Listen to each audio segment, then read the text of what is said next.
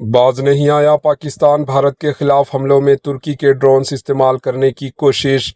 हिंदुस्तान ने कहा कि पाकिस्तान ने जुमेरात की शाम को फिर से इश्तियाल अंगेज़ी मज़मूम यानी वॉलेशन कार्रवाई करते हुए हिंदुस्तानी सरहदों के खिलाफ वर्जी की और तकरीबन 300 से 400 तुर्की के ड्रोन से हिंदुस्तानी फ़ौज तनसीबात इंस्टॉलेशंस को निशाना बनाने की कोशिश की और 36 मकामात पर दूरंदाजी की नाकाम कोशिश की, जिसका हिंदुस्तानी फ़ौज ने करारा जवाब दिया और पाकिस्तान के 4 फ़िज़ाई दिफाई अड्डों पर भी भरपूर कार्रवाई की। भारत ने कहा कि पाकिस्तान ने जानबूझकर हमले के दौरान सिविलियन फ़िज़ाई हदूद को बंद नहीं किया और मुसाफिर तैयारों को ढाल के तौर पर इस्तेमाल किया।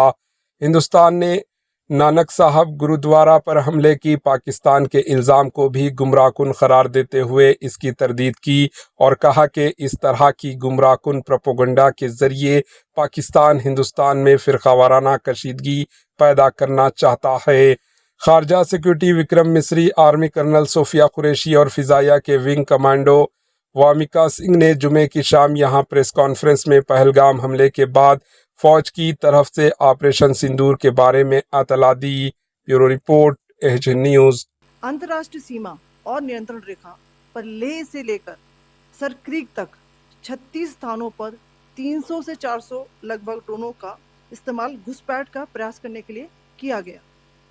भारतीय सशस्त्र बलों ने काइनेटिक्स व नॉन काइनेटिक साधनों का उपयोग करके इनमें से कई ड्रोन्स को मार गिराया।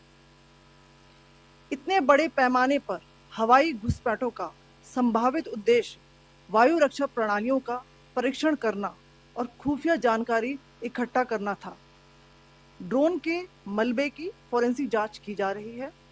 प्रारंभिक रिपोर्ट्स से पता चलता है कि वे तुर्की के असीस गार्ड सोंगर ड्रोन्स हैं। इसके उपरांत रात में पाकिस्तान के एक सशस्त्र यूएवी ने भटिंडा सैन्य स्टेशन को निशाना बनाने की कोशिश भी की, जिसे पकड़ा गया और उसे निष्क्रिय कर दिया गया। पाकिस्तानी हमले के जवाब में पाकिस्तान में 4 हवाई रक्षा स्थलों पर सशस्त्र ड्रोन्स लॉन्च किए गए। इनमें से एक ड्रोन एडी रडार को नष्ट करने में सक्षम रहा।